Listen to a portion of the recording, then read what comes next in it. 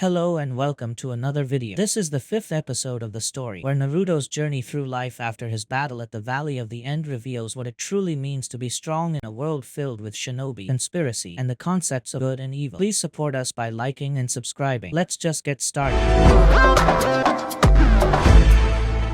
Naruto proceeded at the standard ninja pace, intent on breaking the Konoha border by mid-afternoon. Judging by the mental map he had of the continent, the village of Rock was actually very close in proximity to Orochimaru's Sound Village setup. Naruto was grateful for this particular bit of training, the ability to memorize forever maps and details that prove invaluable on certain shinobi missions. Jiraiya was very clear on that. Arrow Sennin Naruto thought sadly, nearly missing the next tree branch. He cursed aloud and refocused. Though this is new for me. I've never been out on my own like this on a mission before, really. Is this what the life of an elite jounin is like? How does Kakashi-sensei deal with it? Naruto thought grimly.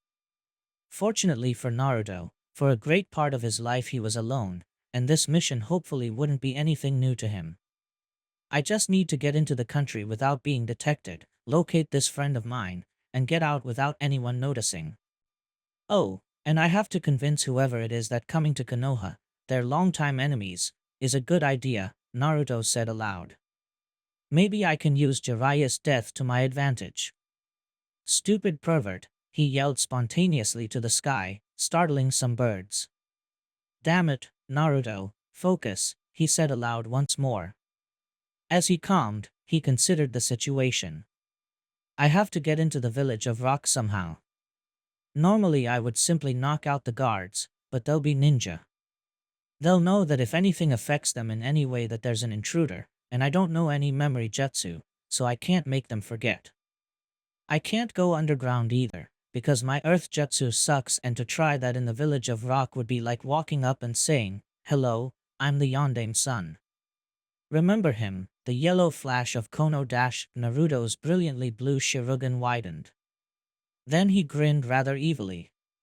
Oh, this will be so ironic. Naruto approached the border tentatively. It had been 3 long days on the road, but it had given him ample time to devise strategies and counter-tactics for every situation he could think of. Before him, in a forest filled with rocks and very large trees, was a makeshift line of shinobi, spaced about 100 feet apart, all scanning the area methodically. Every so often a guard would have his hands buried in the ground, confirming Naruto's suspicion that they were keeping surveillance on the underground. So it was a very prepared Naruto who withdrew 2 kunai from his weapon pouch. One was a regular kunai specially prepared with a specially sealed exploding tag, the other was less recognizable. He hefted both, then with both hands and incredible training and practice hurled both to their destinations. The 3-pronged kunai flew up, arcing loftily downward towards a spot behind the border in the rock territory that his Sharingan had identified as safe ground. Naruto grinned and formed the ram seal, vanishing in a soft flash of light. As he reappeared he formed the tiger seal, and to his satisfaction heard a very loud explosion. After using his slightly Kyubi-enhanced hearing to ensure that the guards were investigating, he performed the seals for one of his well-used techniques. Henge, he whispered, though he couldn't conceal the poof of smoke that accompanied the transformation, hence, the bomb. When the smoke dissipated he was wearing the headband of a shinobi of the rock, in addition to a very stylish outfit of black and gray. Naruto struck a few poses admiring the look of the black vest and tunic covering his torso, not too different from his actual attire, then set off quietly through the rocky forest towards the main village. Kira walked through the village of Rock sullenly, indignant at the latest mission she was given. We need you to investigate the site of a very large battle that took place nearby, the Kage of the village said bluntly. And why are you wasting my talents on this ridiculous mission? Kira protested vehemently. There are other missions which require my powers, and you know it. Why can't I get better missions and hone my skills? Because this is one such mission, the Kage said sternly. 3 very enormous chakra signatures were detected nearby, and an extremely large amount of chakra was discharged. If my suspicions are correct, then the terror known as Akatsuki has come to the village hidden in the rocks. Kira shivered. And that means, her leader nodded. Yes, the information the legendary Sand Ninja Raya sent us is true. They are here for you. Rest assured the village will do everything in its power to protect you, Kiridano. You are a valuable kunoichi. Remember, we would do the same to any ninja threatened by an enemy. Kira bowed, embarrassed. Thank you. Where do you need me to investigate? And she was given the coordinates. I guess I should be grateful, Kira wondered aloud. After all, even though I'm a Jinchuriki, my village respects me. I've heard terrible stories about how other Jinchuriki have been treated. I wonder whether Akatsuki has come calling for them, she thought worriedly. As she wandered through the buildings, shops, and stalls carved from rock, she finally reached the gate her Kage had directed her to and began to jog at a good pace towards the border between rock and fire country, where the battle was to have taken place. Naruto continued cautiously forward towards the village of rock. Is there no end to this forest? He wondered. Then he laughed inwardly, thinking of the forest Konoha resided in. Suddenly he was greeted with an incredible sight. Before him lay a landscape that could only be described as a desert of rock. Mesas and plateaus dotted the ground, and crevices and canyons were abundant. Naruto whistled appreciatively at the sight, and took a step forward. Whether he had crossed some intangible barrier or whatever, he felt different. He could feel his abundant chakra churn uneasily. It was very uncomfortable. He scanned the area in front of him, straining his Sharingan to its limits. He gasped. Just ahead, at the edge of his vision, was what could only be described as a battlefield. Naruto raced ahead, strangely aware of the scroll Jiraiya gave him, the last memento of his deceased sensei, bouncing in his weapon's pouch. Makai thudded into his back as he stopped suddenly at the edge of the scene. The area had been turned into a pockmarked plain, the surrounding mesas of rock showing signs of lethal explosive force. Whoever used the jutsus here was good. Plus Jiraiya, plus Kakashi. Damn, Naruto thought.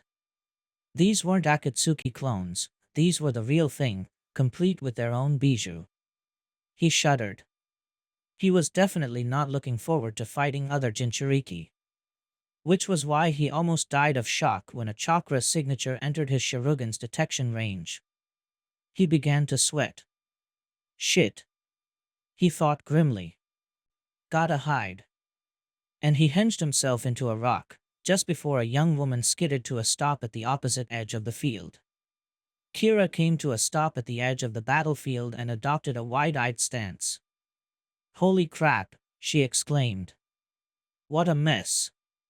I had no idea other shinobi were capable of such power. She began to walk from crater to crater, slowly examining the lingering chakras, no longer amazed but awed and slightly intimidated of the power that created the wasteland. The closer she got to Naruto, the more he sweated. Also, he began to contemplate his options. This is actually a really bad situation, he thought.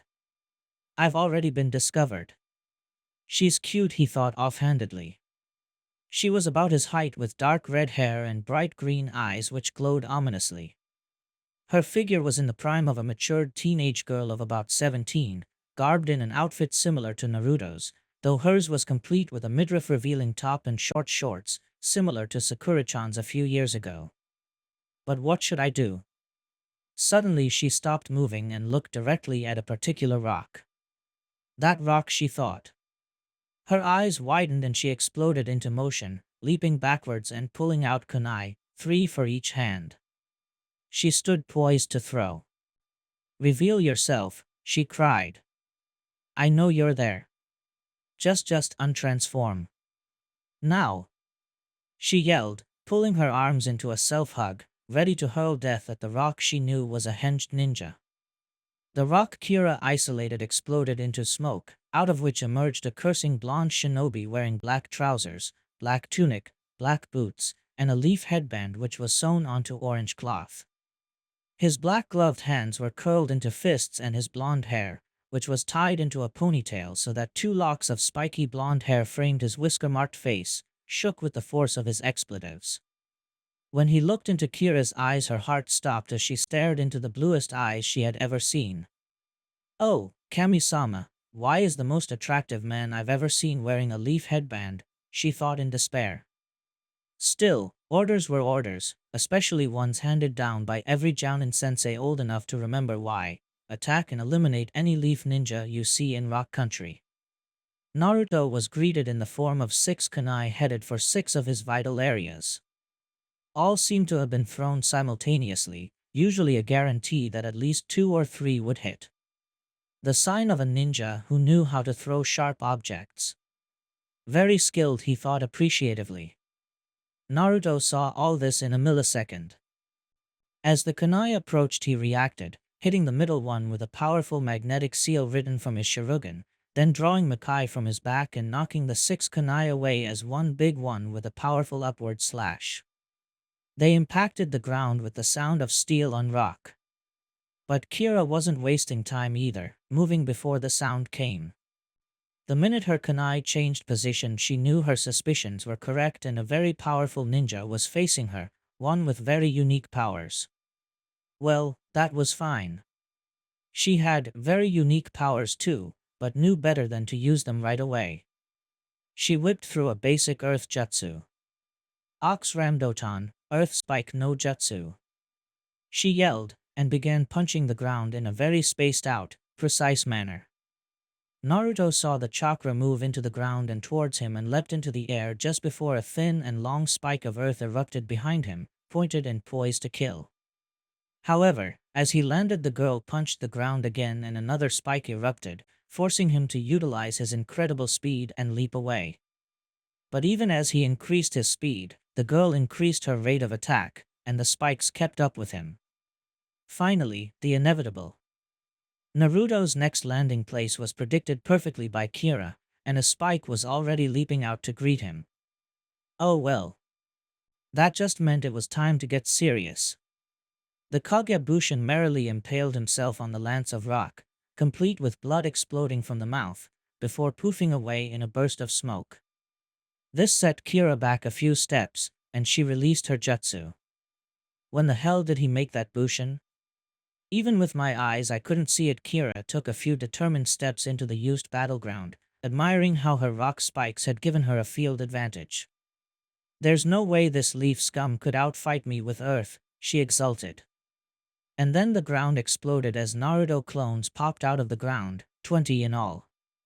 Without wasting a battle cry or threat, they bum-rushed the kunoichi, giving her a chance to show off some impressive taijutsu skills.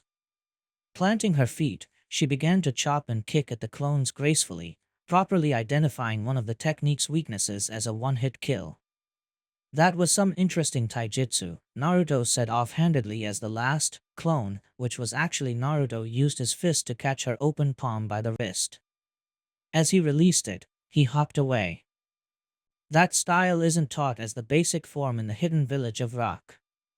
Your sensei must have attracted a lot of criticism to teach you a style from the village of grass. They've probably heard by now of its destruction by Akatsuki if rock is harboring a Jinchuriki. The girl's eyes widened for a fraction of a second, then she renewed her attack on Naruto, using many combinations of palm strikes and arcing kicks. You're pretty well traveled to have recognized the style. Yeah, my sensei was pretty controversial. But she's dead now, so I honor her memory by using the style she passed on to me to defeat you.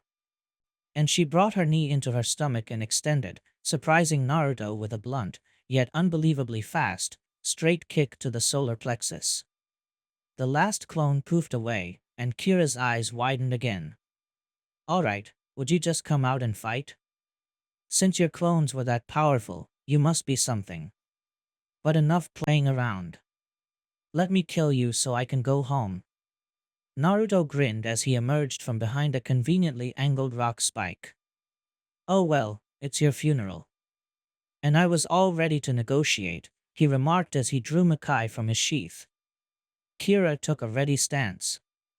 Leaf scum like yourself don't deserve anything more than a painful death, Kira spat out. And suddenly, Naruto was next to her.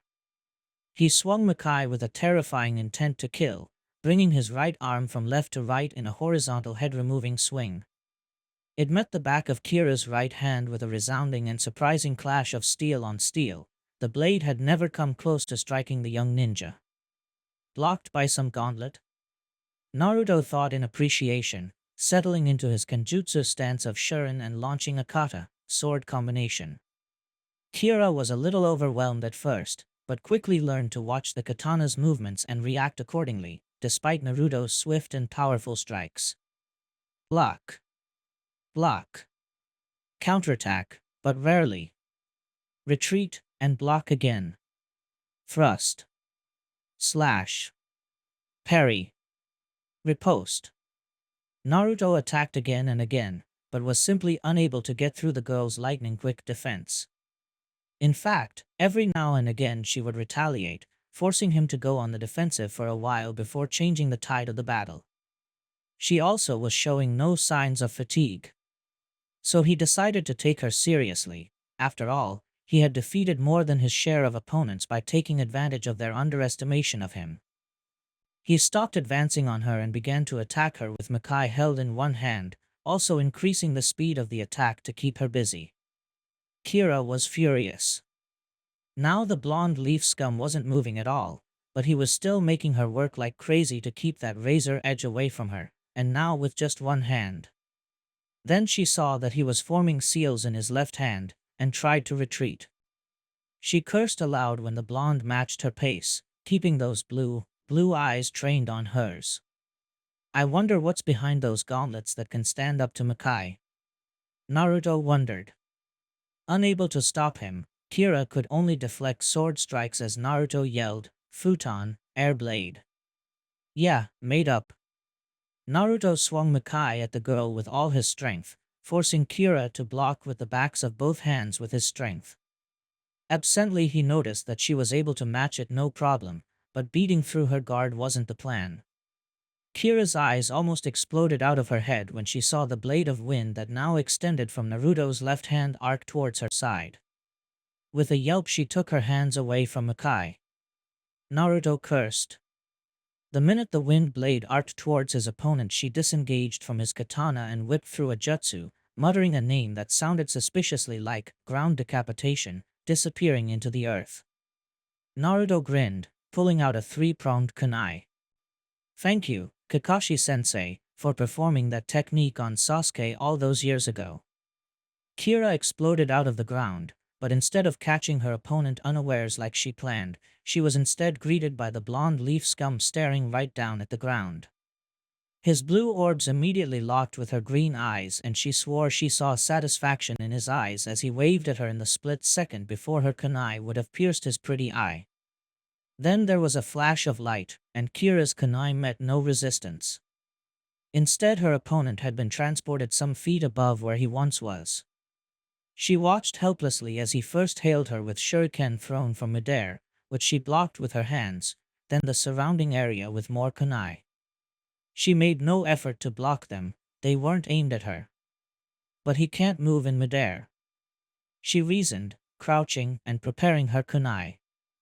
As he approached her, she saw he still wore that same grinning expression.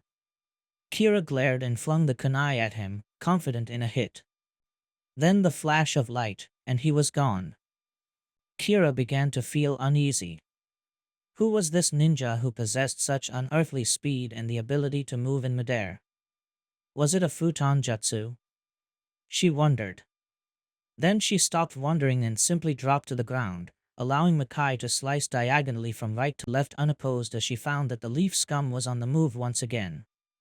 As she spun to sweep Naruto's legs out from underneath him, the flash of light happened again, and this time she couldn't do anything. Makai pressed up against her neck, and she stiffened. "You're an excellent kunoichi," Naruto complimented her softly. "I apologize. Under normal circumstances, I'd spare your life, but I'm from Rock, so you figure, hey, a rock enemy. Let's kill her. So go ahead and try." Kira spat out, unable to see Naruto's expression. so she was surprised when she heard laughter. I really hope that's not why you attacked me. I've heard of grudge, but that's pretty ridiculous. Why do you hold it? You can't be any older than me. The Rock Leaf War was before our time, and not our conflict. No, I must kill you because I can't have anyone find me except a certain person. I doubt you would understand, but Kira prepared herself, and the minute Naruto began to press more on her neck she released her trump card, the demon within. Feeling the chakra of her inhabitant pour through her, she spun with the katana's edge, keeping it from slicing open her jugular by pushing Naruto back with newfound strength, and elbowed Naruto in the stomach, followed by a quick turn and kick to his chest, sending him flying. Balancing uncannily on one foot, she settled back into her taijutsu style and released a sigh that sounded suspiciously like a purr. Naruto righted himself in midair and landed on his feet, stabbing Makai into the ground to stop his motion. He pulled the sword out and settled into Shuren, noticing a strange blue-white glow around the blade. What the? He murmured. He looked at the girl. She was positively glowing. Not in a visible way, but Naruto's Sharingan was seeing a green fiesta of new chakra in her coils. He paled. No way, he whispered as she disappeared. Instinctively he blocked her attack, noting again the strange steel clash of Makai on the girl's hands, as if they were made of steel themselves, before she disappeared again. This time her boot came too quickly, and he was forced to mentally activate the Hiraishin once again and flash away. Kira growled and sped towards her target, her vigor renewed now that she could keep up with the leaf scum. However, his speed still seemed beyond her. Every time she came close to landing a blow which, enhanced with her chakra, would seriously maim the blonde, he would flash away. She began to notice a pattern to his movements. Every time he avoided her attacks by flashing away, he would appear next to one of the kunai he had thrown earlier. She grinned and attacked again, too swiftly for Naruto to counter. He flashed away, but this time Kira was ready. With a swift foot stamping on the ground she was flying towards him once more. Got him, she thought confidently. He flashed away. Stunned, she spun around to see him standing on one of her rock spikes, his back to the sun causing her eyes to squint. How? She breathed. She noticed that, despite the laws of light, his eyes were glowing radiantly with cerulean blue light. A Kekai Genkai, she cursed. Naruto nodded. I am fortunate, yes, he said, acknowledging her correct guess. Naruto stared at the sun-blinded ninja before him. Her eyes were even greener than before, seemingly glowing of their own accord, though the sun might be suddenly, it all clicked into place. He tossed Makai into the air and formed a few seals ending on ram, catching Makai as it fell. 9 tails of chakra burst out of him and flung themselves like scorpions' tails at the kunoichi, and Makai burned brighter with that blue-white glow. Not even batting an eye, Kira ignored the spectacular nature of the attack and avoided every single tail, turning the attack into an opening which she used to strike Naruto in the chest. Confident that his guess was correct, he caught her hand, enhanced though it was by strength and speed, and held her in midair, using his tails to wrap her in a cocoon of burning chakra, after which he released her hand to allow it to dangle uselessly by her side. Kira whimpered softly at the burning sensation. It was like nothing she had ever experienced in pain training. Noticing her expression and forgetting the effects of his chakra on anyone but himself, Naruto released her quickly and she fell to the ground on both feet, trying to look none the worse for wear. Kira stared into Naruto's eyes. Now they were glowing dark red in a very malicious manner, though she could no longer sense any killing intent from her opponent. Who are you? She said forcefully, more of a demand than a question. Naruto nodded. Your suspicion is correct. I am the son of the Yondaime Hokage, Uzumaki Erasure, Naruto announced. Kira sat down on the floor as the flashes and strange kunai fell into a semblance of order. Stunned, she plucked one of the kunai out of the ground near her and examined it, noting the seal on the handle and the strange 3-pronged design. Just like in the textbooks, she said aloud. Naruto laughed. No way. That's in one of your academy texts? That's so cool, he exulted. Go dad. Kira looked at the blonde incredulously. Weren't we just trying to kill each other? How can he be treating it like it was just a sparring match? Who is this guy? Wondering how anyone could be so strange and not really sure how to react, she flung a kunai at him with all the force of her confused emotions behind it. It thunked into Naruto's shoulder, and he winced as he pulled it out. Please don't do that, he said patiently, as if speaking to a child who had just picked his nose. It hurts, and we might as well stop fighting since you finally calmed down enough to talk. Kira stared in disbelief as the wound she inflicted closed so quickly she could see the muscle knitting back together through the ripped cloth of his black tunic. How could I possibly win? I've changed my demands. What the hell are you? She shouted. Naruto smiled sadly. Good choice of words, hell. And he lifted him his tunic. Kira, despite herself, blushed at the pleasant view of a nicely toned six-pack and, distracted as she was, did not notice the ram seal he formed or the forming of chakra. Then her mouth fell open as the forbidden Fuin seal appeared on the blonde's stomach. No way you're she swallowed. You're you know. Naruto grinned at her refusal to say the word Jinchuriki. I am Uzumaki Naruto, son of the Yondaime Hokage Uzumaki Erasure, container for the bijou Kyubi, the nine-tailed fox, Naruto recited, leaping off the rock to stand in front of her. Kira nodded dumbly. Just like me, she thought. She stared at the outrageously blonde young man before her, startled beyond belief by the kind smile he was giving her, and smiled hesitantly, albeit warmly, in response. Though inside, she was terrified. The Kyubi, she thought, horrified. The greatest of the greater demons, this changes everything, Tsunade sniffed. And then what? She asked steadily. Kakashi had been retelling the story of Jiraiya and his epic battle against two actual bijou-infused members of Akatsuki, Zetsu and Konan.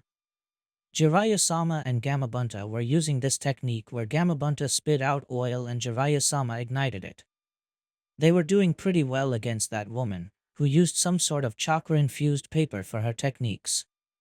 A lot of kanji writing, faster than anyone I've ever seen, even Arashi-sensei, Kakashi said. I also think Jiraiya's advantage came from the face that he seemed to know her from somewhere. He called her Konan. A few days ago I would have said that any ninja performing better at seal writing than Erasure was unbelievable, Tsunade replied bitterly. And yet I know better, now. She took a deep breath. So what were you doing? She asked, trying not to sound accusatory. I was still trying to figure out how I could counter Mokuton, wood, techniques with what I had on me, Kakashi said somewhat dryly. You know, for a supposedly extinct technique element, it's been popping up a lot lately. I know that Jounin Yamato is the descendant of the first Hokage or something, the last wood user, but this black and white guy was just freakish. His abilities were so unique. For example, he would split himself, and his replications, for lack of a better term, were substantial and could even take a few hits, but they always appeared out of the ground from this Venus flytrap thing that surrounded his body. Also, I think he's got a split personality. Tsunade grimaced. That's not good. I know from experience that that particular condition is extremely unpredictable. Kakashi nodded. Zetsu possessed a very unusual Jinchuriki, the three-tailed horse. I didn't get to see its abilities though, because they hadn't yet manifested beyond freakishly huge amounts of chakra. He paused. It was about this time that Jiraiya-sama and I started to lose ground. We were working pretty well together. I was even able to help him out of a few tight ones already with my Sharingan. But now they were starting to work together even better. Finally, after a quick exchange that left Jiraiya-sama open, the blue-haired woman took a rose out of her hair and threw it at Jiraiya, making a few seals. Obviously I couldn't copy it. Jiraiya-sama saw it coming and tried to dodge. Kakashi inhaled again. The rose exploded into this mass of vines and flowers, and they all wrapped around Jiraiya-sama. Now, this woman's fighting style this entire time was that of an assassin. Every opening was ruthlessly exploited to the fullest and every attack was designed to end a life. Naturally, she didn't waste any time and she took the vines and damn it. Kakashi shouted suddenly. I couldn't do anything. I was going to use my Manjikyu Sharingan to send the vines to another dimension. But Jiraiya-sama gave me this look. It was like a flash of light, and it was like he was saying for me to get out of there and save my chakra. Kakashi buried his head in his hands, and Tsunade placed an arm around his shoulders. And I ran. Kakashi shouted. I ran, just like I ran away from my teammates years ago, and he finally broke down, sobbing into his palms. Kakashi, you did nothing of the sort. Tsunade yelled, suddenly the Hokage again and not a comforting friend. Kakashi looked up in shock. You went back for Obito and Rin, and you would have for Jiraiya too, if he hadn't told you not to. So don't feed yourself that bullshit, she finished, suddenly deflating. When did he give you that scroll? She asked after a little pause. Before we even got to Rock Country, Kakashi said. It seemed strange to me then, but even more so now. How could Jiraiya-sama have possibly guessed that something would have happened? Tsunade chuckled softly. Call it the suspicion of a man too old to be doing what he was doing, she offered. Suddenly, and for no apparent reason, Kakashi's forehead protecto began to emit a beam of light. It almost looked like a projector beam in a classroom for displaying stuff. What's a projector? Kakashi thought for no reason as he and Tsunade stared in disbelief as a rough, wavering image of Jiraiya appeared before them. Oh well, must have been another RGT, randomly generated thought. Geez, I hope this works. Oh. If you're watching this, then the inevitable has been accelerated and I have been killed in battle, Jiraiya began. Tears silently poured down Tsunade's face again and she hurriedly made to wipe them away. Oh, don't cry, Tsunade. Haha. No, I can't actually see you or anything, I just know you too well. Jiraiya's image had a good laugh, and Tsunade actually choked for a second before regaining her composure and her conviction that her old friend perpetually deserved a good slam. I'm making this incredibly sophisticated recording using a seal Naruto found in his old clan library. It took me a while to get the hang of it, but I think this should last. Kakashi, you should be ashamed, by the way, of letting me get a hold of your forehead protector so easily, Jiraiya reprimanded.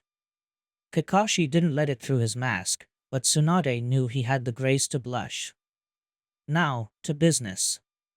You're watching this memento because the last of my chakra has dissipated from the world of flesh, the condition I placed on this seal which I hope works, seeing as how I can't really test it. I will be leaving Naruto a scroll which contains some info from me. He'll tell you about some of its contents because you'll need to know, but other things are for his eyes alone, Jiraiya explained. Then, his image looked directly at Tsunade. Listen, you old flat-chested granny godame. There will be no change in how you operate your everyday life. I was old, damn it. Too damn old to be a ninja anymore. I'm amazed Sarutobi-sensei went as far as he did, even taking out Orochimaru. But Swanda, you're old too. I'm not saying you should retire, just take things easier a bit. Let Naruto take over the more stressful paperwork of being Hokage, kind of like an initiation to the job you gave him. Swanda's amber eyes widened, and Jiraiya's image laughed again, smiling warmly. Yeah, I knew about the promotion. You made the right decision, I'm glad the council agrees.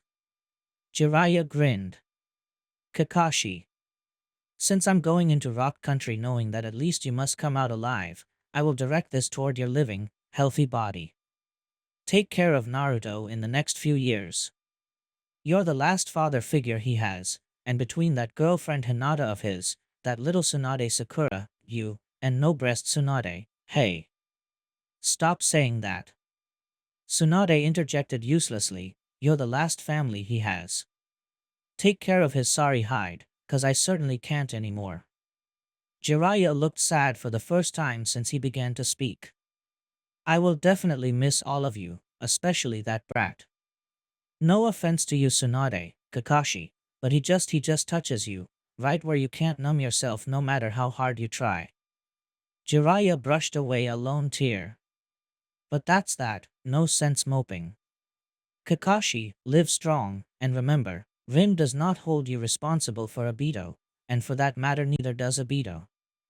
Never forget that. Jiraiya said. Then his eyes took on a familiar perverted gleam. Kakashi, this is my final request to you and you alone. You know what must be done, and I'm counting on you. Release it. Kakashi's visible eye widened, and Tsunade groaned loudly. And that is all, I think. Jiraiya said, after a brief pause. I will miss all of you very much, when I'm gone, but you know everyone always says death is just the next adventure in life, so maybe we won't be apart for so long.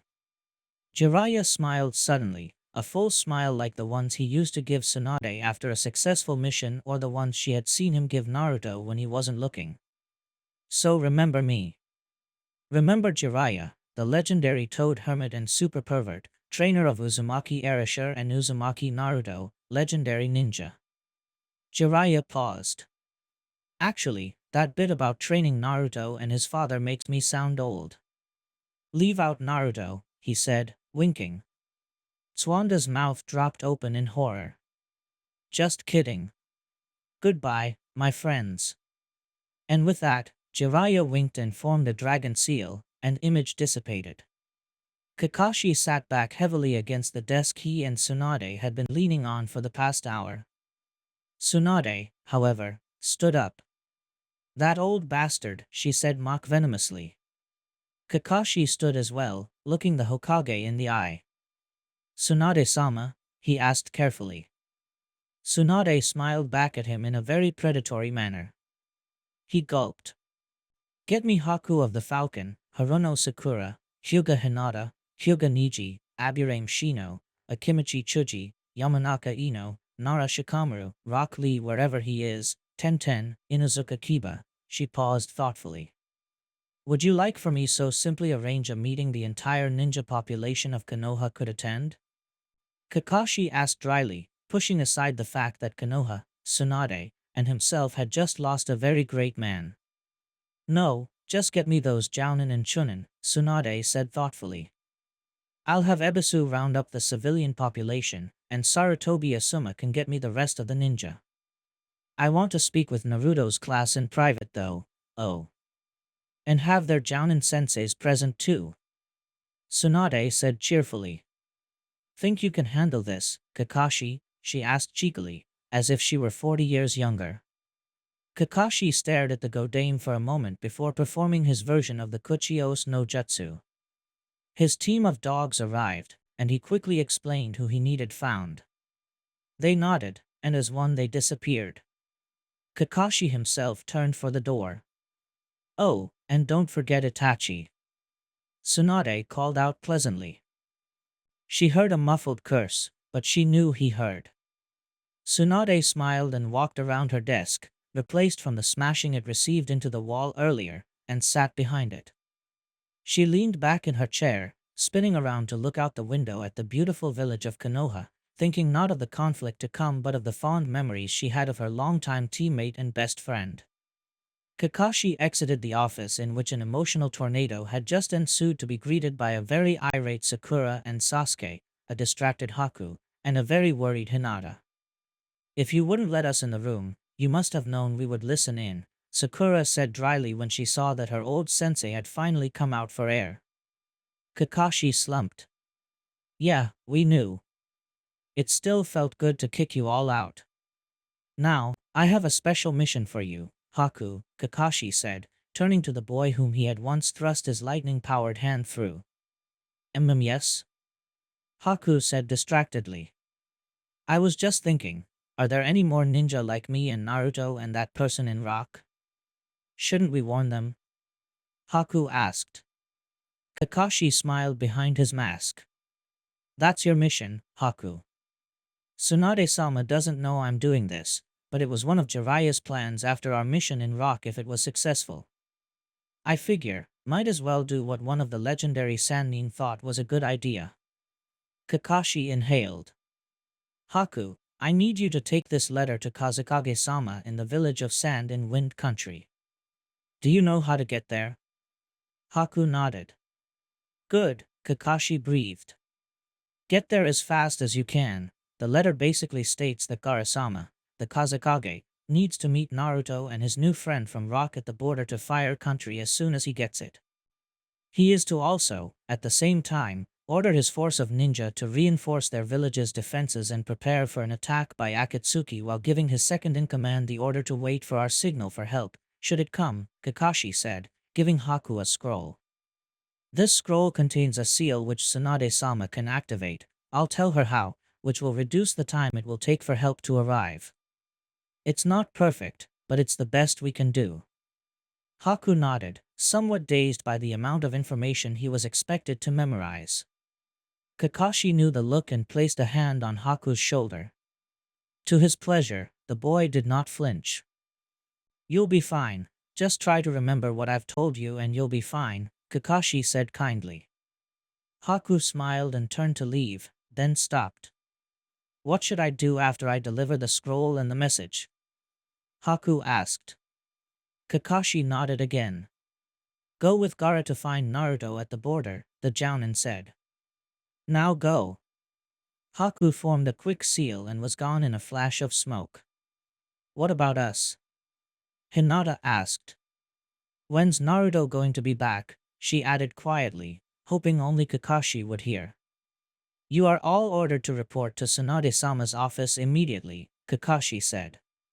As he moved to walk past Hinata and out the door, he paused and whispered, he won't be back for a few days at least, depending on how long it takes to find and convince whoever it is he's looking for to come back with him. But don't worry about him, he'll be perfectly fine, he can handle almost anything anyone can throw at him.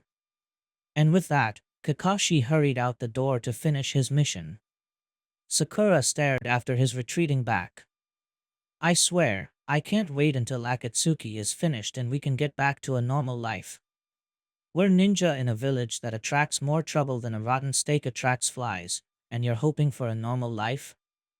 Sasuke asked incredulously. Sakura stared at Sasuke wide-eyed.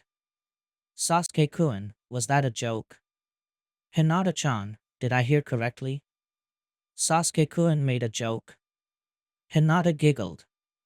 I dunno, Sakura-chan. It could be a fake Sasuke. Hinata replied, laughing. Sasuke, however, looked Sakura straight in the eye, and recited, the ninja song, Ninki? The answer is the following. It is a good chance when a lot of enemies are making a scene. There are no hideouts, even in a quiet place. It is important for a ninja to know the right time. The time when the enemy is tired, and has his guard down. Sasuke finished. Sakura's eyes widened, and her mouth fell open. How could you possibly remember that? She whispered. Hinata, feeling she was intruding, stepped outside after Kakashi. Sasuke smiled. You remembered too, obviously. Do you remember everything else from that day? Remember how Naruto popped into that fight with Orochimaru, saying, I forgot the password? I don't think I had ever been so glad to see him, he said, laughing. Slap! Went Sakura's palm against Sasuke's face, sending the great Uchiha to the ground. Sakura, what the hell are you he began, but when he looked up he saw that tears were silently pouring down Sakura's face. What the hell do you think you're doing, Sasuke team? She yelled, choking once. Bringing up something like Orochimaru's giving you the curse seal? The event that started that mess a few years ago. To say that Sasuke looked miffed would have been the understatement of all time. What was I doing? Sasuke exploded. Sakura's tears stopped almost as suddenly as they came, and she stared at her former crush. I bring something as innocent as Naruto's denseness from years ago and you turn my face into one of Lee's old practice logs. Sasuke took a deep breath, and continued somewhat calmer. Look Sakura, Naruto said it himself. That cursed seal Orochimaru gave me causes a severe imbalance in the recipient's homeostasis. You're Sakura, so I know you understood that, but for clarification, I went insane. He took another breath and stared at the ceiling. Look, I'll admit I was a major asshole when we were genin. But for Kami-sama's sake, give me a second chance? Going through an experience like that cursed seal was, he trailed off. Sakura began to cry again, but she ignored the tears and instead walked closer to Sasuke. She reached out towards the side of his face, which was now sporting a fine hand mark. Sasuke flinched, but instead of hitting him again, Sakura gently placed her palm on his cheek and applied healing chakra to the mark. Sasuke's eyes went wide, and in his surprise he released his hold on his activated Sharingan, so that his eyes returned to their normal black. Sakura, what are you doing? He asked, confused. Wasn't she just beating me up? He thought. Sakura smiled, and with her healing hand she wiped away her tears. Yeah, I can give you a second chance, Sasuke-kun.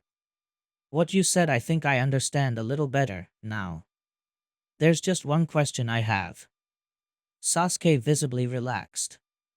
Anything Sakura-chan, he replied, grinning cockily. Sakura almost fainted at the new term of endearment from the Uchiha, but regained her composure and tried to look serious. What are you going to do about Itachi? She asked bluntly. Sasuke harumphed loudly. Geez, Sakura-chan, you really know how to treat a guy. Smack him, caress him, then bring up the very object of his hatred for the past decade, which he just found out was completely misdirected? Sakura had the grace to blush furiously, especially after Sasuke referred to her caressing him. Sasuke, however, laughed. No, I think I'll go through with his offer for lunch. I'm not optimistic, though. It will be awkward as hell at first, but who knows? Maybe I'll end up with another brother by the end of it, Sasuke said thoughtfully. Aw, I'm touched, a familiar voice said laughingly. Sasuke and Sakura whipped about to see Itachi standing there, resplendent in his Konoha Jounin gear and Sharingan. Itachi-san, Sakura said by way of greeting. I guess you got the Hokage's orders. The other prodigal Uchiha nodded. Yeah. Sorry, Sasuke, but our meal will have to wait. I have a feeling Hokage-sama won't have good news. Sasuke nodded. That's fine, but I'm gonna hold you to it, he said with a small smile. Itachi, startled, returned it. Maybe, just maybe.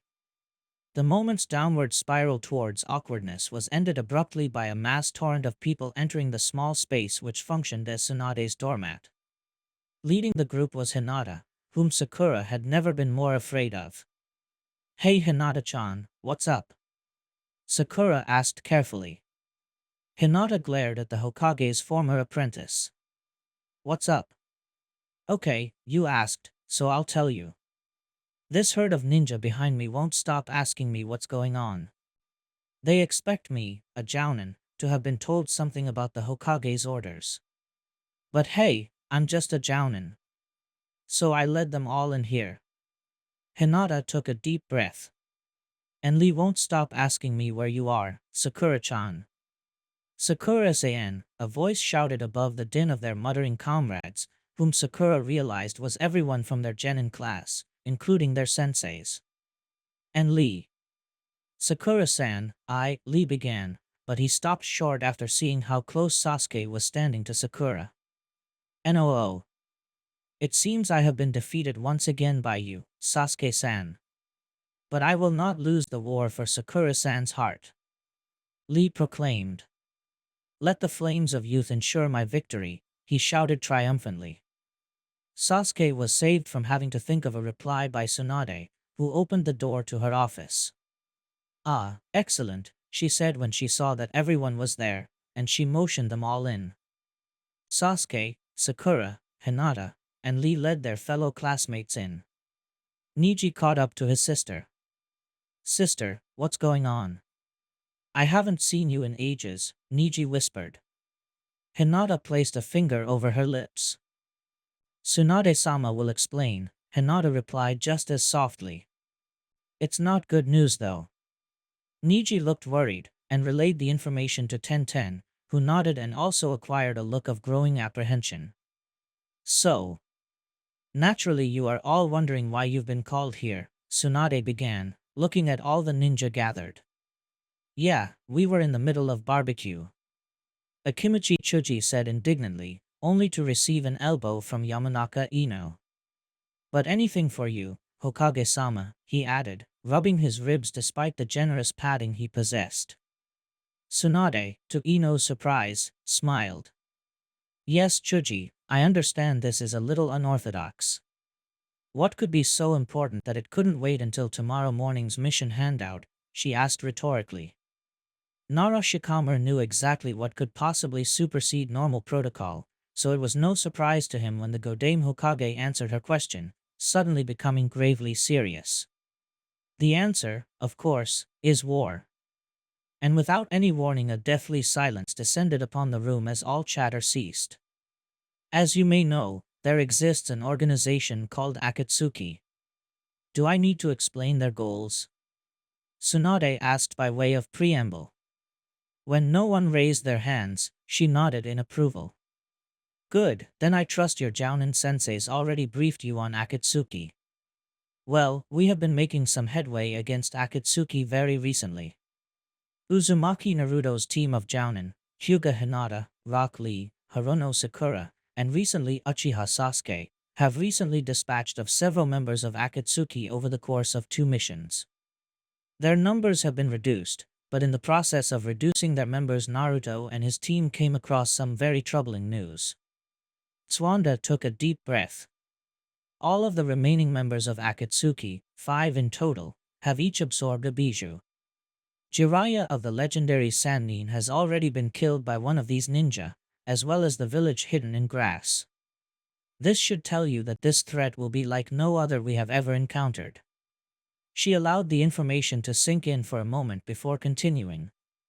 Information we have received tells us 2 things. Akatsuki was recovering from their attack on grass, which involved many ninja cloned from the original members using some strange jutsu, but was intending to strike Konoha or Sand next. Also, the ninja and civilians who survived the attack on grass are on their way here. Hokage-sama, who will get here first? Grass, or Akatsuki? Sarutobi Asuma asked. We believe that Akatsuki is not on the move, which gives us time to accommodate the refugees and prepare for war, Tsunade said somewhat gratefully. She scanned the room briefly.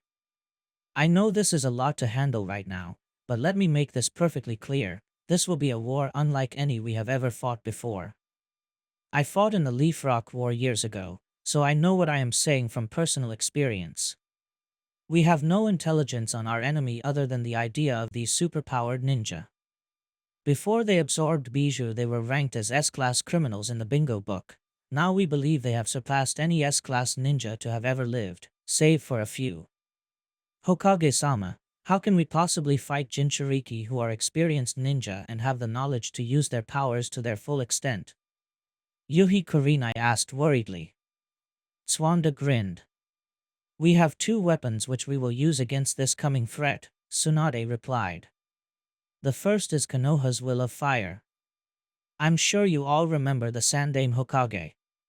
He left us that power, that will to defeat our enemies and protect our friends. We will have to use that power to work together to defeat this enemy. They are powerful, yes, but they are not invincible. The Akatsuki clones, who will make up the majority of the enemy's forces, are not as strong as the originals, making them beatable. But what about the Jinchuriki?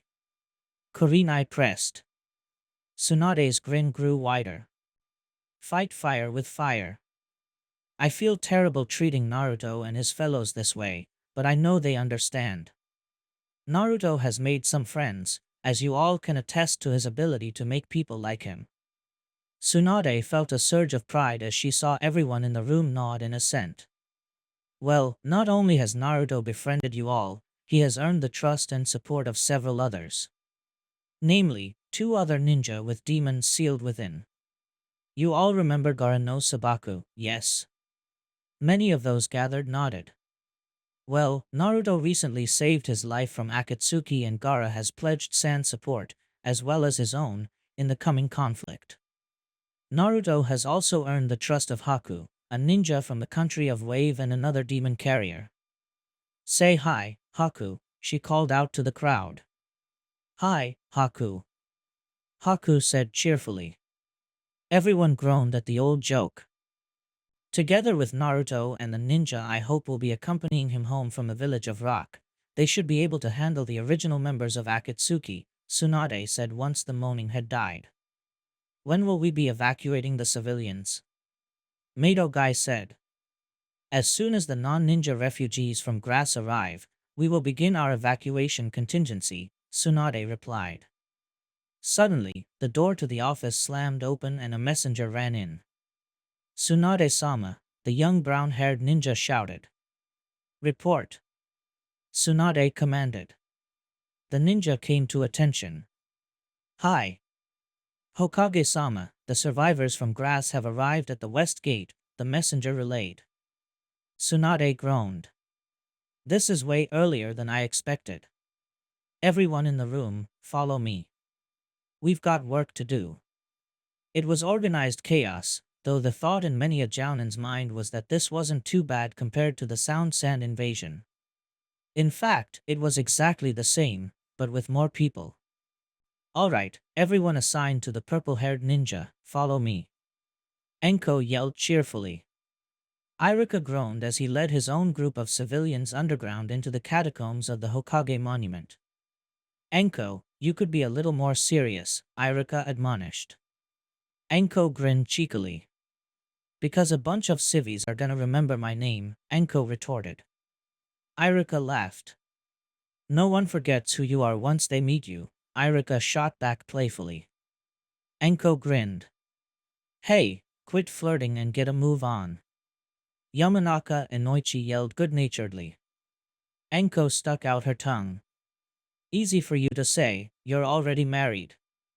Enko called out, though she did begin to pay more attention to her group of civilians, who were beginning to mumble about their confidence in their ninja protectors. Iruka laughed at that and also began to take a more active role in herding his group. When the refugees from Grass arrived, Tsunade had approached them slowly. Who's in charge here? Where is the Kage of your village?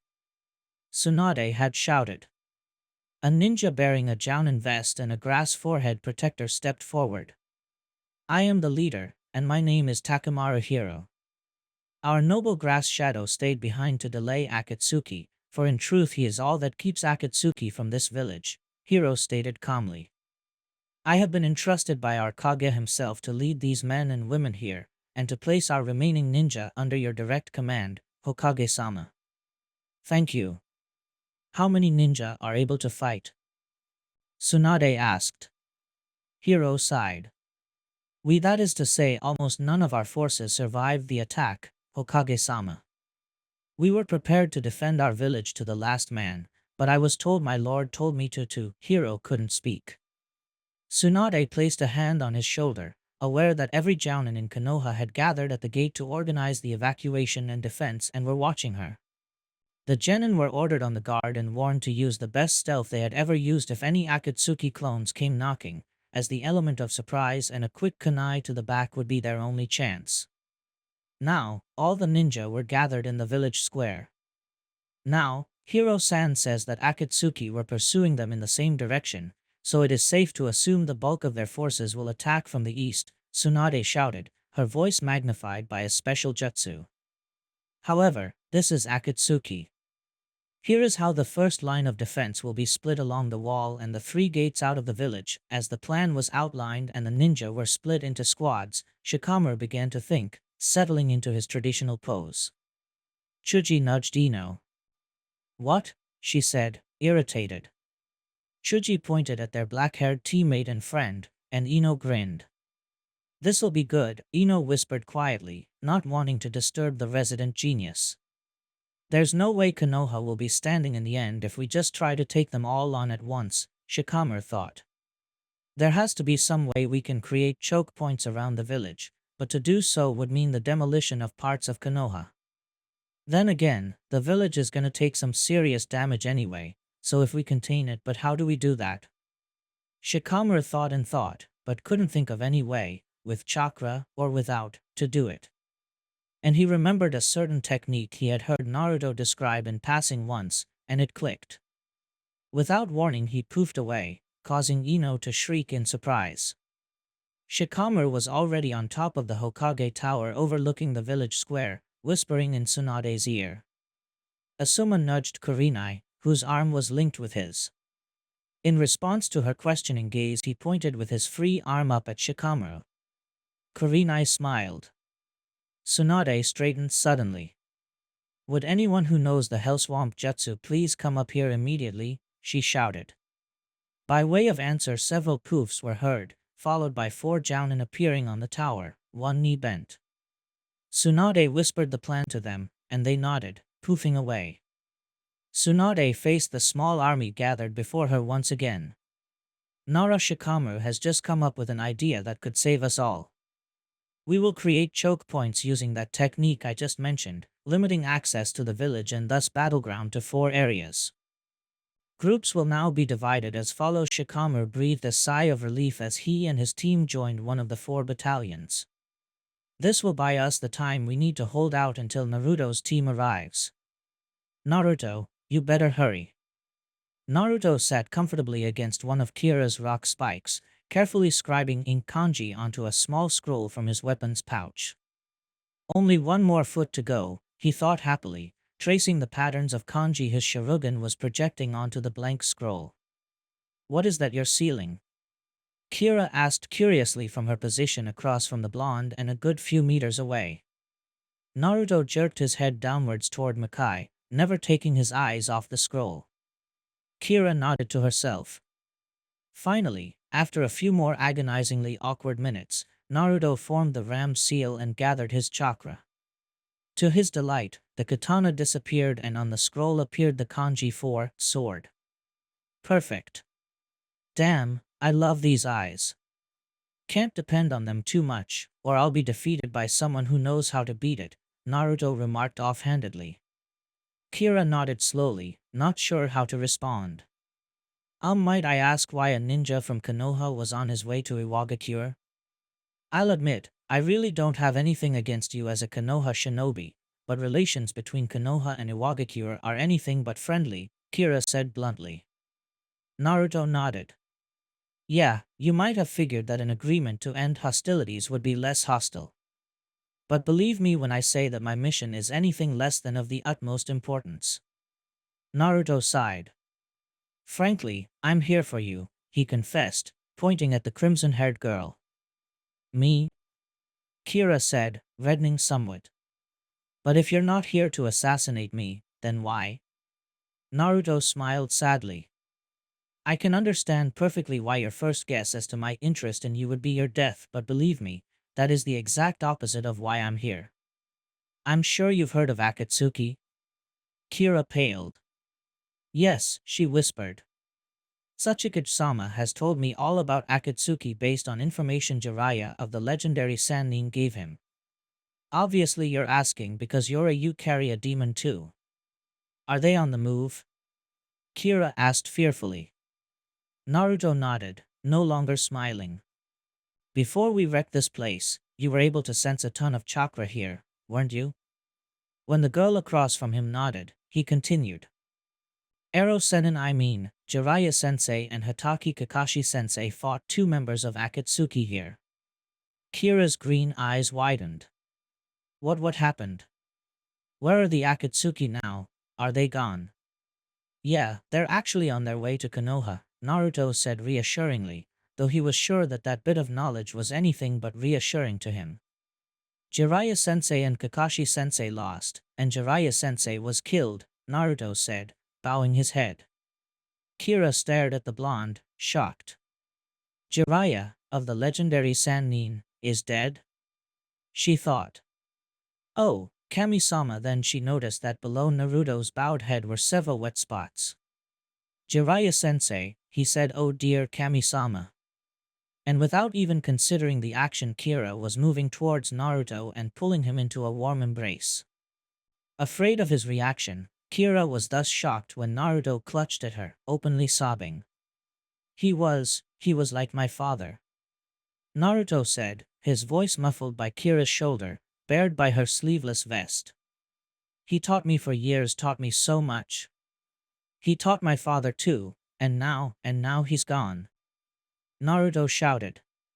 Kira whispered softly. It will be fine, she said. Naruto shook his head, then pulled away abruptly, a sheepish look on his whiskered face. To her surprise, Kira was sad to let go of him. I'm sorry, I can't believe I lost control again like that. And I don't even know your name. Naruto exclaimed suddenly, wiping the tears from his face. Kira smiled. My name is Shashi Akira, carrier of the two-tailed cat Kaneko. Naruto couldn't help but giggle, despite the urgency of his mission. Kaneko? Kitten? Kira laughed as well. Yeah, Kaneko insisted that was her real name. Naruto nodded thoughtfully, then simply decided honesty was best. What are your special powers? He asked inquisitively. Kira grinned. I was wondering when you'd ask. When I convert my chakra to demonic nature, I gain incredible reflexes and speed. However, and I'm sure your eyes clued you in on this, there are a couple permanent changes from my chakra being almost completely converted to the demon nature. The backs of my hands have become as hard as steel, which was what allowed me to stop your sword, Kira said. Then she mumbled something Naruto didn't catch, despite his enhanced hearing.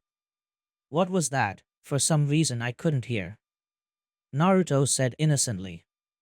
Kira blushed. And when I fall, if I don't try to change my descent, I will always land on my feet, Kira said defiantly. Naruto smiled. That's pretty cool. I get monstrous chakra and monstrous chakra regeneration, enhanced speed, reflexes, and strength, and the ability to form my demonic chakra into just about anything I want, like those tails. I use Kyubi tails a lot because they're the most versatile. Naruto proclaimed proudly. Kira was wide-eyed with shock. That's amazing. Just how powerful is Kyubi, anyways? Kira asked in awe. Naruto lost his cheerfulness once again. He was the most powerful being in the world, but he was sealed within me by my father at the cost of his life and my chance at a happy childhood. The Kyubi is now gone forever, as I have completely absorbed him and have become a Hanyu, half-demon, Naruto said without emotion. Kira just shook her head. You too, huh? I can't say the same for the childhood or the father thing, but that's how I am right now, half human, half demon, and soon my chakra will be all demonic and I'll get that speed all the time. Yay! Kira exulted mirthlessly. Naruto laughed at her sarcasm, causing Kira to blush. Yeah, well at least we use our power for good, he said mockingly. Kira returned his laughter. Once they quieted, however, they realized something. Trusting his feelings, Naruto leapt to his feet just as a man wearing white robes and a brown rice hat with the kanji rock shadow on it. Sachikage-sama. Kira said, likewise leaping to her feet and bowing. How long have you been listening? She asked worriedly. The Sachikage raised palm. Only for almost the entire conversation. You, Uzumaki Naruto. Yes, I know who you are, and who your father was. Please come here, the man said firmly. Naruto, unafraid and confident he could handle anything the man could do, approached him. To Naruto's ultimate shock, the Sachikage bowed. I must express my deepest condolences for you, Naruto-sama. I understand that you, and also the world, has lost Jiraiya of the legendary Sannin, and for that I am sorry. I also feel that I must express my sorrow for your past, though I learned of that years ago from Jiraiya-sama, that Sachikage explained. Naruto was dumbfounded. Why are you? He stuttered. The Sachikage laughed. My boy, you must understand, I am not the fifth Sachikage who led Iwagakure to war against Konoha, our once long-time ally. No, I am the Rokudame Tsuchikage, and I understand you are soon to be the Rokudame of your village as well, HM? The man, whom Naruto guessed to be in his 30s, said confidently. Yeah, I am. How did you know? Naruto said, reverting to his usual, cheerful self. Just a guess. The man winked. And now, I must tell you that you must hurry, Naruto-kun. I have a terrible feeling that Akatsuki will reach your village before you do, though there is some good news to counter that. Gaara, the Yodame Kazekage, is on his way to the Konoha Iwa border now, where he and another young man will rendezvous and await your arrival. You will travel with them to Konoha with all haste, and I pray to the gods that you are not too late. Naruto reeled backwards, stunned. Damn it. God dash hashtag dollar and dollar hashtag damn it. Kira, let's go. Naruto shouted, and made to run off. Sachikage-sama, what the hell is going on? Kira yelled. The young leader calmly placed his hand on her shoulder and smiled sadly down at her. Kira-chan, my dear, it is time for you leave Iwagakure. Perhaps, and here he looked at Naruto, who shifted awkwardly, you may never come back. Whatever happens, please remember me and your home. But now, you must go with Naruto-kun, though you do not know him. You must get to know him, because you must fight with him in the greatest battle of your life, the Tsuchikage said calmly. I fear for your life against your adversaries, the Akatsuki, but I know that the Kira-chan whom I personally trained when your sensei lost her life is more than ready to grow in strength to meet their challenge, the Tsuchikage finished softly. Tears poured silently down Kira's face. This is all so sudden, she said haltingly. I know, the man in brown and white said, pulling Kira into a brief embrace. But it is necessary. Now go. And remember Iwagakure. And the Tsuchikage gently pushed her towards Naruto, who without hesitation grabbed Kira's hand and pulled her away at a run. As Kira settled into a quick run slightly behind Naruto, she looked back at her mentor. He waved once, smiling sadly, and then melted into the rock. Naruto didn't look behind him once, and he didn't hear anything to make him do so. However, he didn't need to know that Kira was crying. I'm so sorry, he whispered as he ran for home. Gaara stood, for the first time he could remember, patiently. Haku was, however, bored out of his mind. When is he gonna get here? Haku demanded loudly as he paced back and forth 100 meters or so from the rock country border, directly in Naruto's travel path. Gaara looked at him oddly. Why don't you use the sight of the falcon to see just where he is? Gaara suggested mildly. Haku stopped pacing and stared. Hey, you're right. Again. Haku exclaimed happily, setting about to the task. Gaara shook his head at Haku's seeming obliviousness to the seriousness of the situation. But if Naruto trusts him with at least a portion of his village's safety, then I suppose I can trust him. Hey! Haku said suddenly. I can see him. Naruto's coming this way, and I think he's got a new friend. And it's a girl.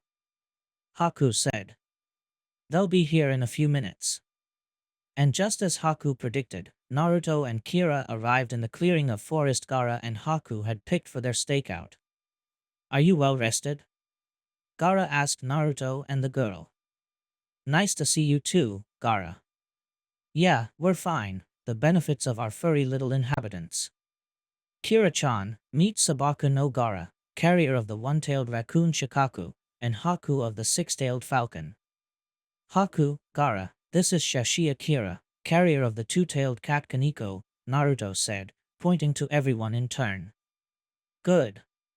Now, Naruto, Hokage-sama said you'd have some sort of plan, Haku asked Naruto bluntly. Because, frankly, I'm counting heads and I don't like the odds. Naruto nodded grimly. It's worse, too, because Akatsuki has always had its members travel in pairs, and they are very good at working together to devastating effect. So here's the plan, we have no experience working together, except I know everyone's abilities here. I also can predict with some amount of certainty that Akatsuki will try to divide us up and take us on separately because, given our village background and general personality, they will expect us to work together. So we won't. But Naruto, this is Akatsuki. They're so strong and Kira began to protest, but Naruto cut her off. And they're only Hanyu, just like us, Naruto said, finishing her statement.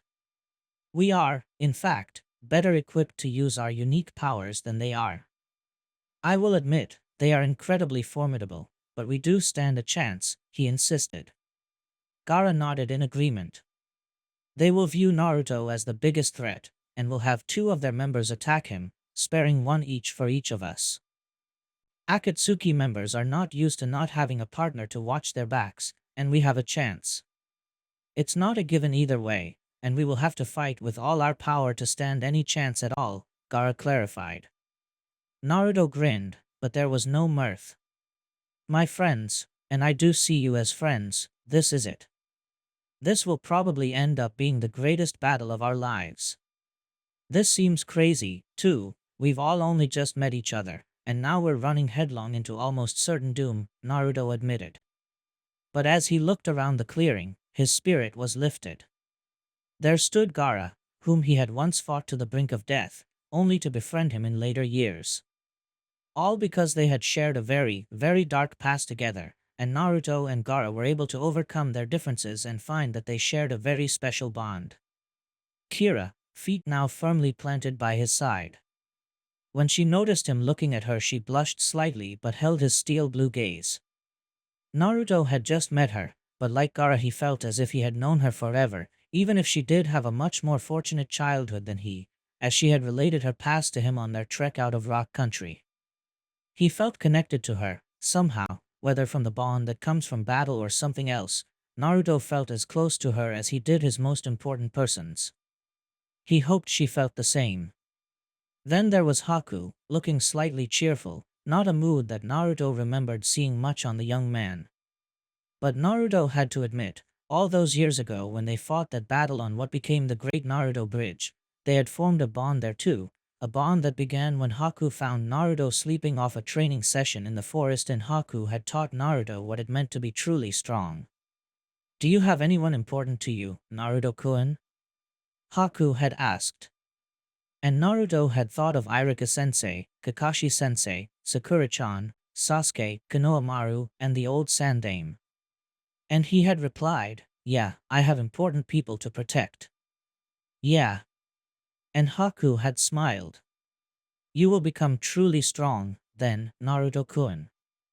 Gaara, Haku, Kira-chan, I think we're gonna win, Naruto said softly.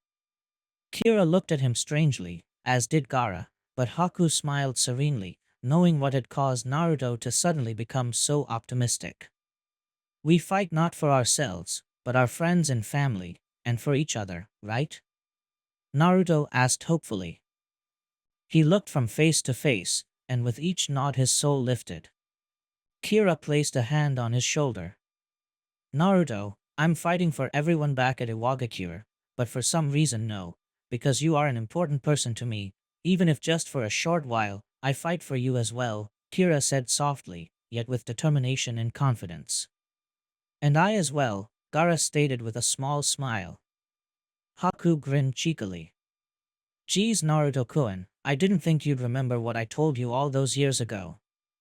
Haku said mockingly, but Naruto was pleased to see that his brown eyes were glistening. Naruto grinned.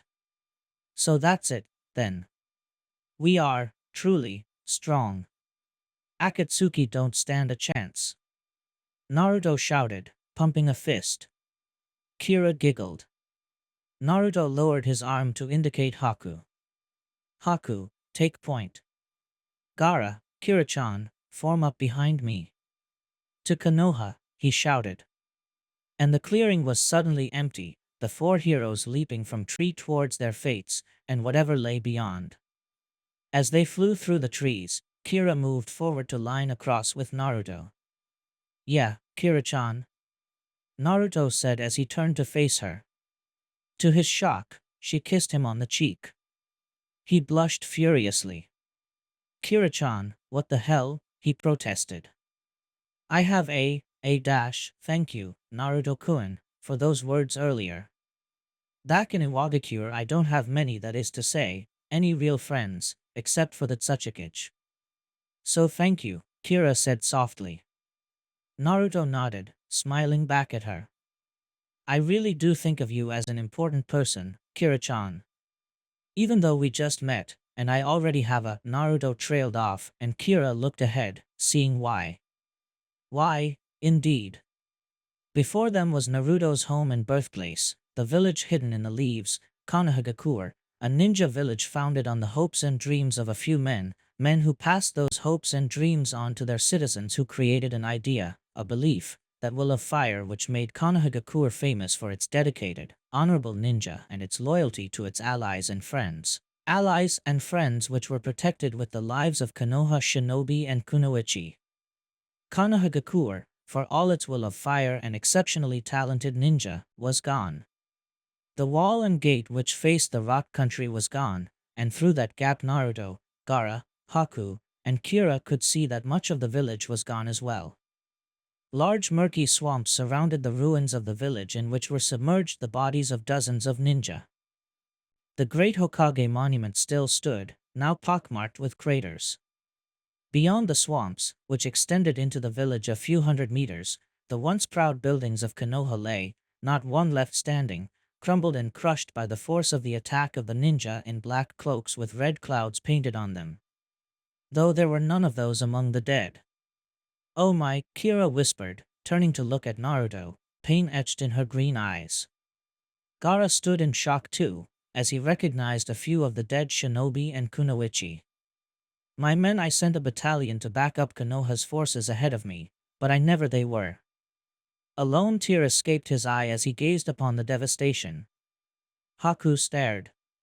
He could do nothing but gape at the village which was to be his new home, a home he could have shared with new friends. Now this home was torn from him too, with such absolution that Haku would do nothing but stare. And Naruto fell to his knees before his home, his treasure, that which he had recently been anointed to protect with his life. I think we're gonna win, he had said. We fight not for ourselves, but for our friends and family, and for each other, right? He had said, not hours ago. A wind swept from the village. Naruto smelled the air, smelled fire, hatred, desperation, and sorrow. Naruto stared, then let his head bow itself, no longer able to keep it poised.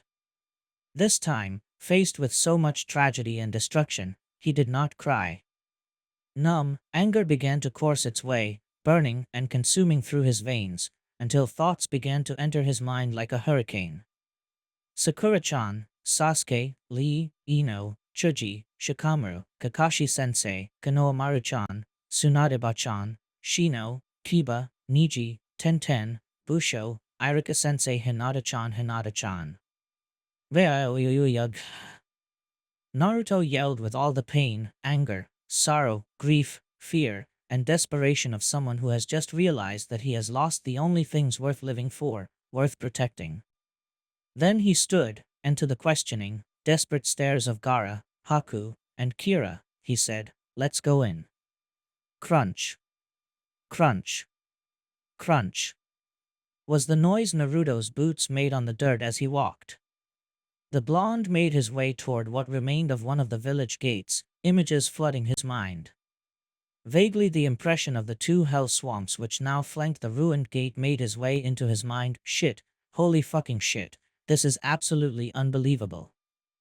A Konoha Chunin shouted as the waves of black-cloaked shinobi began their assault on Konoha.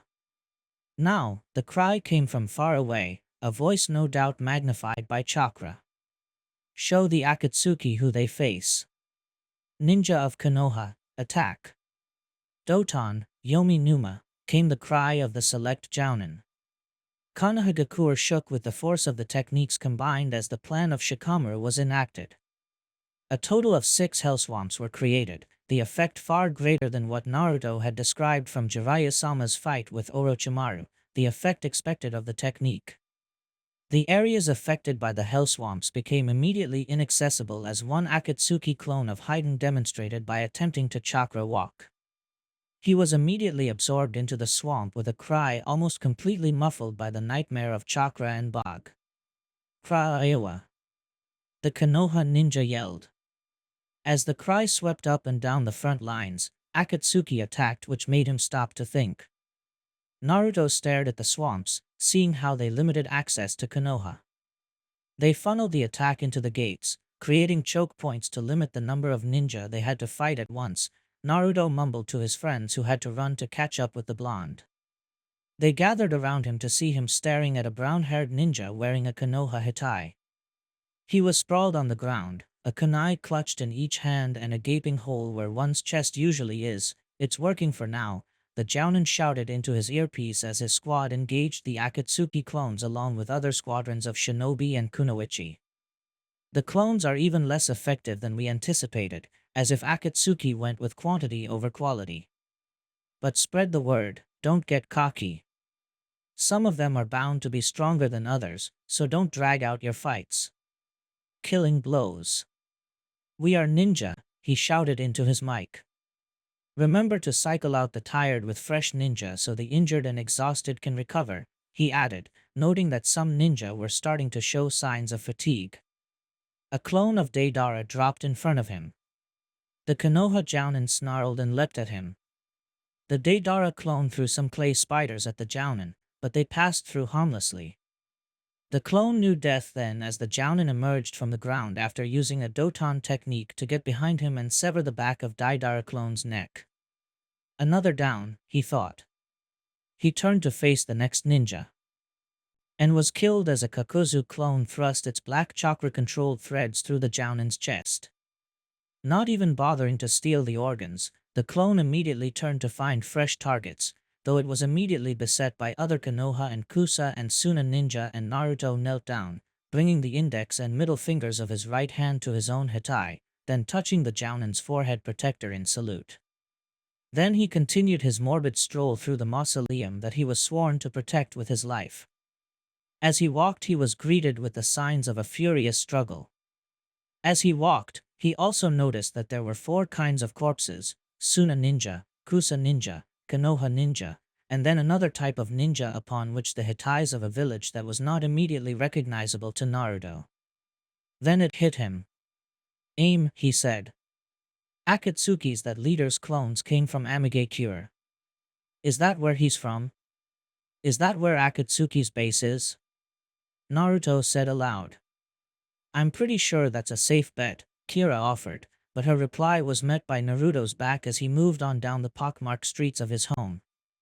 Haku met her gaze briefly, nodding slightly. Kira sighed and cast about for Gaara, who was following Naruto but moving from ninja to ninja bearing the hitai of Sunigakure, mumbling as he went. Naruto walked on, aware that his companions were following. Then he arrived at a very familiar destination, in front of which lay a very familiar pair. "Come on, Akamaru, our comrades need us," Kiba shouted as he rode his faithful companion through the streets of Konoha. "I know," the matured dog replied, jumping over and around explosions and allies alike as they headed for the front as ninja from the aforementioned hell hole retreated to the rear, where they would be patched up and sent back to stem the oncoming tide of red clouds. Then Kiba and Akamaru arrived at the battle for the East Gate, where they immediately began tearing apart the Akatsuki clones in a whirlwind of fur and claws. Akamaru was as strong and as fast as a wolf, and Kiba was no less ferocious as they worked together to tear apart clone after clone with their berserker speed and power. Suddenly a fireball came out of nowhere. Mentally communicating with Akamaru, Kiba and his partner managed to escape with a few other members of their squad. However, a few Chunin and a Jounin were still caught in the blast. "Damn it!" Kiba shouted. "Akamaru, get the injured back to the rear. I'll hold off whoever did that till you get back." Akamaru barked in assent, waiting until Kiba tied an unconscious Chunin and a moaning Jounin onto his back before leaping away. Kiba turned to face the Itachi clone that launched the fireball, staring at his chest and avoiding staring into the Sharingan at all costs, trusting in his smell and hearing to guide him to victory. Engaging the clone in battle was taxing. The clone was one of the better made and he fought with more of Itachi's grace than any clone he had ever faced on that day. Finally, the clone of the elder of the prodigal Uchiha landed a blow to the stomach which left Kiba gasping for air. Without any emotion, the clone brought a kunai down into Kiba's skull, where it embedded itself into a hunk of rubble from one of the surrounding buildings. Unwilling surprise was the last thing the clone felt before Kiba tore it in half with the claws earned from the beast mimicry jutsu. He turned, panting, to see Akamaru running towards him. He moved to meet his partner for his entire life, but something white and buzzing whizzed by his ear. Akamaru. Run! Kiba shouted as he formed two seals for a family technique that would place him by his dog's side instantly. His intention was to take Akamaru and replace them both with rocks. It worked, but the Deidara clone's plan worked perfectly as it hurtled forward and exploded, a pair famous for its teamwork. Naruto looked up from the corpses of his friends, Kiba and Akamaru, and stared at the devastation, recognizing the Uzumaki clan home where he once spent so much time in but recently had not the time to stay for long. He reached around to feel for his weapons pouch and, reassured by the bulk of a scroll which sealed away all the important texts and documents in the house, returned his gaze to Kiba and Akamaru, who lay beaten and bruised on the ground before him. "Kiba Akamaru-kun," Naruto whispered. He felt his heart clench in pain and he gripped his chest. "Why, how?" "Naruto-kun," Kira whispered. She went to place a hand on his shoulder, but he was already moving away. Gaara walked by her, pausing. "Just follow." And then he was gone, moving to the next Suna Kunoichi. Haku followed behind the gourd-bearing Kazekage, eyes downcast. Kira shook her head, tears forming as she took in all the death. Naruto had taken 3 steps away from Kiba when he simply stopped and sank to his knees. There, lying on the ground in front of him, ground soaked with blood, was Genma, the examiner from the 3rd part of the Chunin exam all those years ago, the Chunin exam in which Naruto met Jiraiya and Sasuke received the curse seal, the year when everything began to change. "Genma, we're being overrun. We're actually winning if you count the bodies, but they keep coming like there's no end to them. We're losing too much ground to the Hokage's mansion even with those choke points," a Chunin yelled as he fought with a cackling Kisame clone. "You just don't understand, hero," Genma said in reply. Then he simply stopped moving. His opponent, a Haiden clone and not one to let an opening pass by unexploited, thrust his scythe at Genma. To Hiro's and Haiden's utter shock, Genma whipped the pine needle he always kept in his mouth and stopped the scythe's descent by simply imposing the needle in between one of the blades of the 3-headed hybrid weapon. The clone looked at the impasse with puzzlement, then he didn't look at anything at all as Genma slashed at the clone's neck with the needle, opening a wound so great the clone slumped to the ground immediately. "I've been gradually feeding this needle with chakra for years," he remarked to a shocked Hiro as various clones approached them on the battlefield of Konoha streets. "It's stronger than anything, and it is my last resort. Remember the will of fire, Hiro. Someday it will save your life, assuming you can use it now to save your home," Genma said jokingly as he ran to fight the group of clones on his own. As he fought, he appeared to be winning, using that single needle to slash and slice his opponents to pieces from meters away, using the chakra stored in the needle to extend the cutting range like Asuma's wind-charged knuckle blades. He was winning until a Kisame clone shaved open his side so that a few ribs were showing. As Hiro fought a clone of a woman with long black hair and an origami rose, he noticed this and began to cry for assistance. Then he realized that Genma had baited the Kisame clone to do just that, and watched as Genma proceeded to remove the clone's head and fight as though he was unscathed. More and more wounds appeared on his body, but Genma's performance did not falter in the slightest. Finally, a Deidara clone lost patience with the tornado of death that was the Konoha Jounin and rushed into the fray in a kamikaze explosion, killing all of the clones along with Genma, who was blown into the ground. "Genma!" Hiro shouted.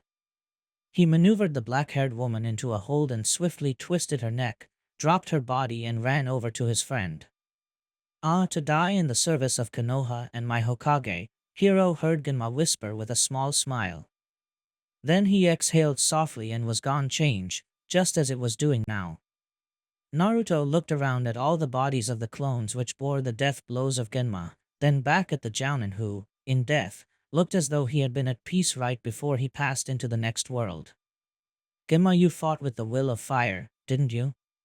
Just like Aji-san, Naruto said softly, referring to the Sandaime Hokage's battle with Orochimaru in which the great Sarutobi had used the technique which had sealed away the Kyubi inside Naruto to defeat Orochimaru. Even though the snake Sannin escaped with his life, the victory belonged to Konoha that day. He got up from beside Genma's body and turned to face his teammates. They stared at the shinobi before them who had so recently spoke of friendship and victory. We need to go to the center of town, he said monotonously. That's where the battle will have either ended or will still be fought. But quietly, I don't want anyone knowing we're here, yet. And what are we gonna do when we find the real members of Akatsuki, Naruto-kun? Haku asked, breaking his silence. Naruto nodded. Kill them, of course. I want a gallon of each of their bloods to have left them before they even realize we ended their lives, Naruto replied humorlessly. Haku nodded, somewhat unnerved by this change in the boy he knew. Naruto turned away towards the Hokage's mansion, which was now visible from the street they stood on, and walked towards it. Kira, Gaara, and Haku followed, readying themselves for conflict, for they all knew a fight with Akatsuki would not be as short as Naruto wished it to be. Finally, they arrived at the center of Konoha. The great Hokage monument loomed over them, out of which craters had been carved, signs of a battle fought at its base. The center of Konoha itself was even more disturbing than the whole of the village combined. Bodies of AIM ninja who had been clones were piled in the streets which led to the mansion. This is it, Tsunade said grimly as the remaining ninja in Konoha's defense force gathered in the square and were tended by medical ninja. Distant explosions, signs that the traps laid for Akatsuki clones were being tripped, signaled to the ninja that their enemy was approaching and would meet them in combat soon. This is where we must hold them. They cannot be allowed to even enter the mountains, she said softly. She had drilled this mission objective into the army: let no one enter the mountain at all costs, because your women, children, brothers, and friends are in there. Then the enemy arrived and it was bloodshed. Konoha led the day, but Akatsuki's numbers never seemed to end, which was surrounded by corpses, almost exclusively rain ninja. By the kami themselves, Gaara whispered. How on earth did Akatsuki hide so many ninja? I think they were created from Amigakure's standing ninja forces the day Kusagakure was attacked, Naruto replied. But the chakra that must be involved with that technique, Haku rebutted softly. Naruto shook his head. Not if the ninja were volunteers, Naruto said. Then he gazed at the Hokage mansion, which was missing its front, having been blown away or ripped apart. Then suddenly, the village center quieted as the last Akatsuki clone was killed. Tsunade paled. What's wrong, Hokage-sama? One of her attendant Jounin asked worriedly. Tsunade became even whiter. We obliterated the first wave, she replied softly. I wasn't expecting them to come at us so quickly, so hard. Now, all Akatsuki has left are the original members. I don't think even they had thought of a situation where we defeated their clones so quickly. Thank Kami-sama. Shikamaru did, Tsunade thought thankfully. So we do it? The attendant asked, all fear gone from his voice. Tsunade nodded, and he disappeared. Tsunade stared at the battlefield, at the ninja who were now looking up at her with puzzlement as the sun set behind her apart. Through the hole it was possible to see inside Tsunade's office. Inside that office stood a single figure. He wore a black cloak on which were painted red clouds, and had short brown hair. His body was surrounded with orange chakra. Naruto recognized him from the communication he had with a similar figure in Sunigakure. The leader, he whispered. He motioned for Kira and Haku to take cover on his right, and for Gaara to hide on his left. They complied without question, for which Naruto was grateful. He was grateful because he immediately drew Makai from his sheath. Gathering a large amount of chakra, so much that Kira was amazed the figure didn't react, Naruto scribed a certain seal on the leader of Akatsuki's back. Kira recognized the glow of the chakra as the same seal which was on the three-pronged kunai Naruto was using in his battle with her recently. Naruto crouched into a left foot leading right foot back position, sword hilt at his hip, blade pointing forward and slightly up. Then he disappeared in a flash of black and yellow light, reappearing instantaneously behind the figure in the Hokage's office. As he reappeared, so did Mikai Sqlch, which was immediately thrust into the heart of the man standing before him. The katana cut through the strange chakra with the same swift ruthlessness it pierced his heart. The man, however, did not move, save for a low rasping sound that Naruto recognized to be laughter. "I'm not sure why you're laughing," Naruto said slowly. "I know this is really you. A Biju's chakra signature is unmistakable," he said as Haku, Gaara, and Kira jumped up into the office, expressions of disbelief and awe at Naruto's speed. "No, you're absolutely correct," the brown-haired man said in a very confident voice. "I am dead, now. That was some incredible speed there, Naruto-kun. I had no idea that technique could be used without the seal." Naruto shook his head. "I did use the seal. I sacrificed a large amount of chakra, large even by my standards, to project and write the seal on your back." He twisted Mikai, and the man gasped. "It was worth it." "It most certainly was. In fact, I'm so impressed that I'm going to cling to life just a moment longer to explain a few things to you, things that you will find out eventually. However, I'll save you the time for reasons I'll carry with me to the grave, though I'll admit one reason is that I'm very angry at someone. I'm dead, make no mistake. You might as well listen to what I have to say," the leader of Akatsuki said dryly. Naruto nodded. "Makes sense to me, the villain's exposition. I get it." The leader raspy, "That's an interesting way to put it. My name is Pain, and I am from the village of Rain, Amigakure, once under the lordship of Hanzo, once under my lordship, though obviously no more." Naruto glared. "You think to claim that Hanzo-sama was somehow defeated?" Pain nodded. "I killed him myself, by myself," he affirmed. "It was difficult, let me assure you, but I did kill him, along with his family, friends, and supporters to ensure that my ascension was complete." "Why?" Naruto breathed, shocked at the man in front of him who spoke or destroying lives, hopes, ambitions, and dreams as one might comment on the weather.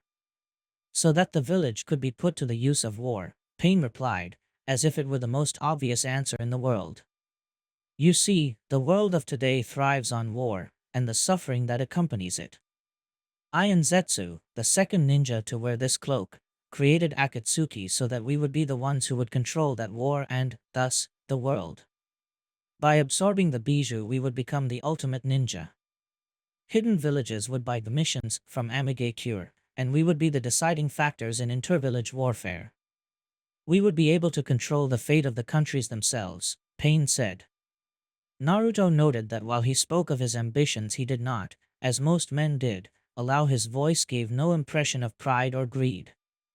"But obviously, your plan didn't go down the way you wanted it to," Naruto said after a pause. Pain nodded, and then coughed up a large quantity of blood. "Yes. Thanks to the efforts of your team, many members of Akatsuki have been killed, converted, or their Biju have been rendered useless." Pain coughed some more, every heave bringing up more blood. "So we changed our plans and decided to cripple the hidden villages using my cloning jutsus on the ninja of Amigakure to give them the superior abilities of Akatsuki members before they absorbed Biju. The jutsu works by taking chakra from a ninja to be cloned and merging it with the chakra of the willing volunteer. Since the ninja of Amigakure think of me as God, there was no shortage of volunteers," Pain remarked. He paused as if to gather his thoughts, and continued. "After their devastation, the citizens of the hidden villages who were once protected by their shinobi would seek a new refuge. Enter Amigakure. But this time, 3 factors prevented this from coming true," Pain added, coughing some more. Naruto's eyes widened. "My killing you and Konoha annihilating your army are 2, correct?" he asked. Pain nodded. The third was something I could never have expected in my wildest dreams.